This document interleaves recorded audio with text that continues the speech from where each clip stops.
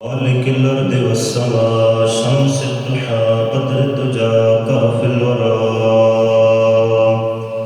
قال الله تبارك وتعالى في كلام المجيد والفرقان الحميد إن الصلاة تنهى عن الفحشاء والمنكر صدق الله مولانا العظيم وبلغنا رسوله النبي الأمي الأمين الحبيب الكريم قال الله تبارك وتعالى في مقام آخر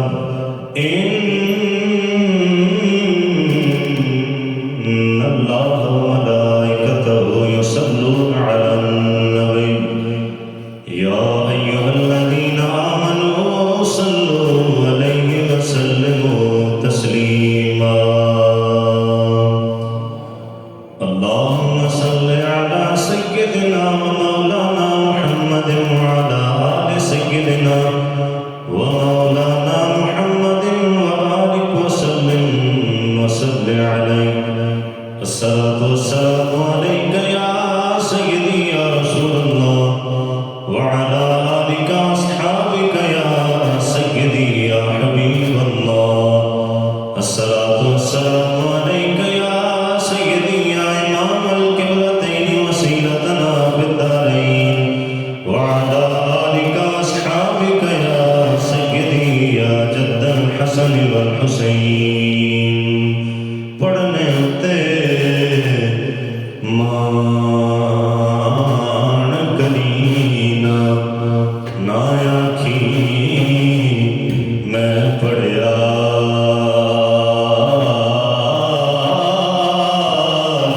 او جبار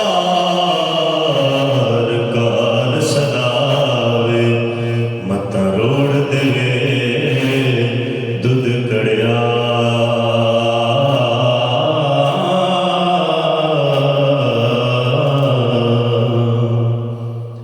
بعد از حمد و صلات واجب القدر بزرگ و دوستوں نوجوان ساتھیوں سب تو پہلا اللہ رب العالمین دا بے حد و بے حساب شکر مالک الامر جزل سانو یہ توفیق بخشی کہ اسی اس کے گھر دے اندر آ کے اس کی بارگاہ دے اندر سر سجود ہو رہے ہیں احباب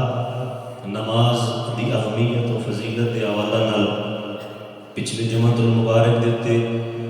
میں تواڈے سامنے نماز دے متعلق ایک گل رکھیے کہ نماز او خوبصورت تحفہ کہ جڑا سرکار مدینہ صلی اللہ علیہ وآلہ وسلم آپ معراج دی رات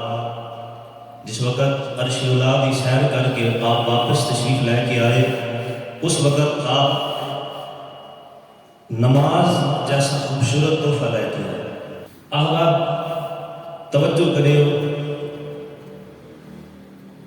ارکان اسلام کے اندر نماز ایک بڑا ہی اہم رکن ہے نماز کی اہمیت اور فضیلت کریم آقا صلی اللہ علیہ وآلہ وسلم نے اس واضح فرمایا اللہ رب العالمین نے قرآن مجید فرقان حمید کے اندر مختلف مقامات دیتے نماز کے متعلق حکم ارشاد فرمایا کہ نماز قائم کرو کدھر ارشاد فرمایا اقیموا الصلاۃ وآتوا الزکاۃ وارکعوا مع الراکعین نماز قائم کرو نماز کے متعلق اللہ رب العالمین نے حکم ارشاد فرمایا کہ نماز اسن